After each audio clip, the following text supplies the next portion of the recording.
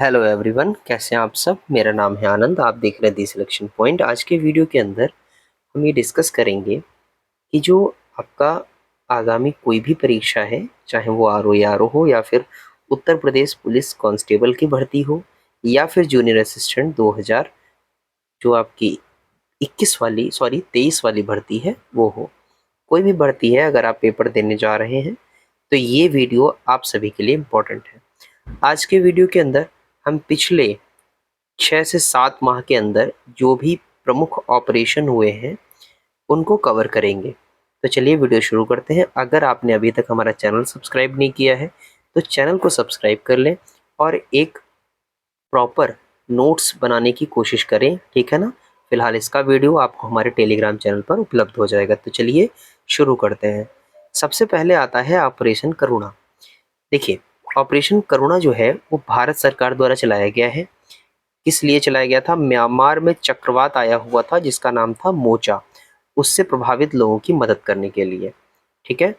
भारत ने इसमें 3 जहाज भेजे थे जिसमें आईएनएस शिवालिक, आईएनएस कामोर्ता और आईएनएस सावित्री शामिल था। अगर बात करें मोचा का नामकरण का, तो ये मोचा जो है वो यमन द्वारा दिया गया था। तो ये सारी जानकारी आपको पता होनी चाहिए। आगे है ऑपरेशन कावेरी। ऑपरेशन कावेरी भारत सरकार द्वारा शुरू किया गया था। ये सूडान में जो गृह युद्ध चल रहा था उसमें जो भारतीय फंसे हुए थे सूडान के अंदर, उनको वापस लाने के लिए शुरू किया गया था। इसके अंदर भारत ने जो जहाज यूज किए थे वो थे आईएनएस सुमेधा और C-130 वायुयान का इस्तेमाल किया गया था। और अगर बात करें इसका नामकरण, तो इसका नामकरण किया गया था कावेरी नदी के नाम पर, ठीक है। ये भी आपके लिए इम्पोर्टेंट है। आगे चलते हैं। अगला है हमारा ऑपरेशन सद्भावना। देखिए, अगर बात करें इसकी शुरुआत की तो ये भारतीय सेना द्वारा किया गया था। इसे ऑपरेशन गुडविल भी कहा जाता है। जम्मू कश्मीर में जो ग्रामीण क्षेत्रों में लोग थे, ठीक है ना, जो एलओसी के पास के लोग थे, उनकी मदद करने के लिए ये चलाया गया था। इसका उद्देश्य क्या था?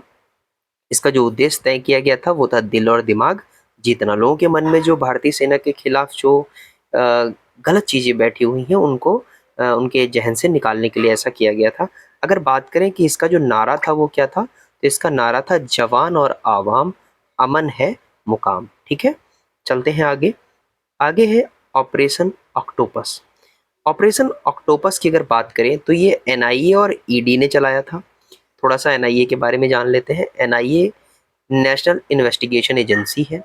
इसका जो गठन था वो 2008 के अधिनियम के तहत किया गया था। इसका हेडक्वार्टर दिल्ली में है और वर्तमान समय में इसके महानिदेशक कह लो या अध्यक्ष कह लो वो दिनकर गुप्ता है।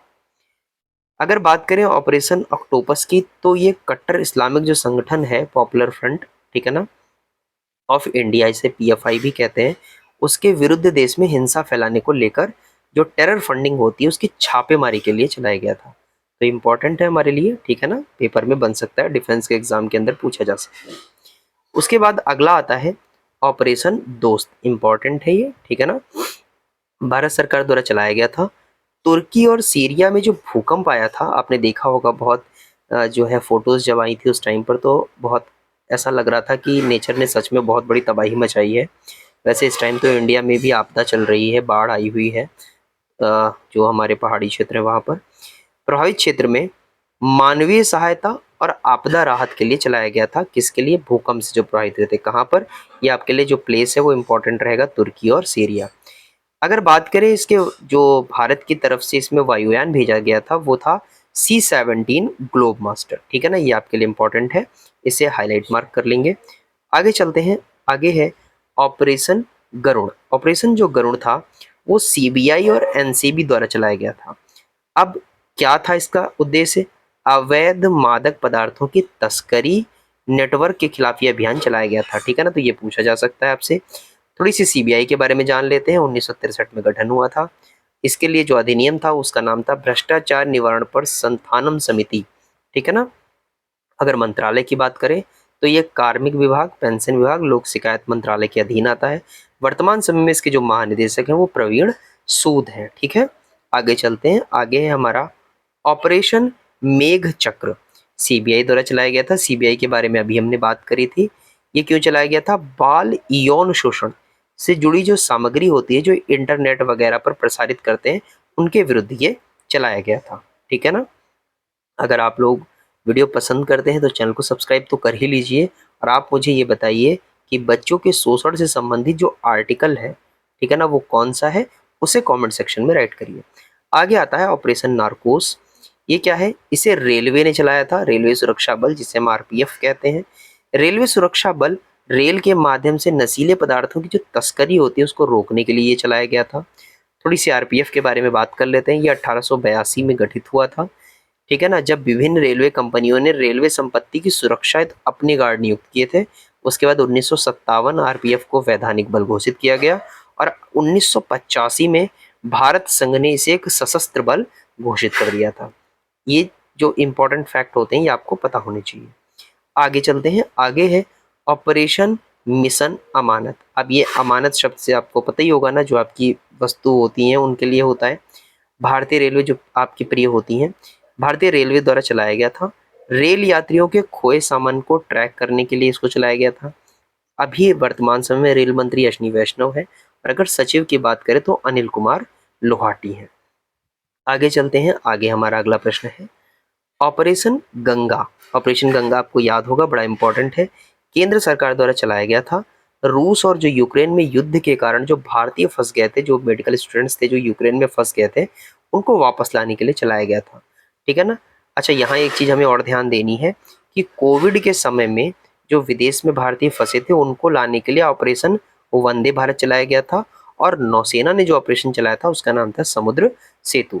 अब जैसे कि मैंने आपसे कहा था कि हर वीडियो के अंदर एक माइंड मैप रहेगा, तो आज का जो हमारा माइंड मैप है वो केरल से संबंधित है। आज हम केरल के बारे में बात करेंगे। तो केरल ने कुछ एक्स्ट्रा फैक्ट्स केरल से निकल कर आते हैं जो कि आपको पता होने चाहिए। जैसे अपनी इंटरनेट सेवा शुरू करने वाला जो पहला राज्य है वो केरल है। भारत का पहला जो ओडीएफ प्लस जिला है वो वायनाड है। ठीक है ना? ये भी केरल का है। मनरेगा श्रमिकों के लिए जो कल्याण कोष स्थापित करने वाला पहला राज्य वो भी केरल है। सभी पुलिस जिलों में ड्रोन प्रणाली जिसने स्थापित करी है वो भी केरल है। उच्च संस्थानों के लिए संस्थागत रैंकिंग लाने वाला जो पहला राज्य है वो भी हमारा केरल है। और जल बजट बड़ा इंपॉर्टेंट क्वेश्चन है, ये भी बड़े इंपॉर्टेंट है दोनों क्वेश्चन। ठीक है? जल बजट तैयार करने वाला जो पहला राज्य है वो भी केरल है।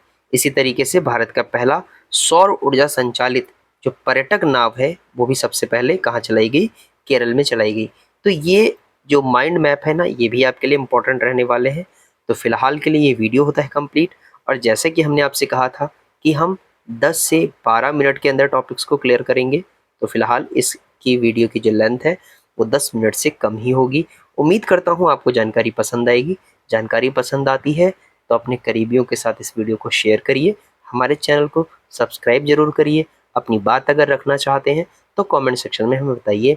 मैं आनंद जल्द मुलाकात करूंगा आपसे किसी दूसरे वीडियो के अंदर। तब तक के लिए धन्यवाद।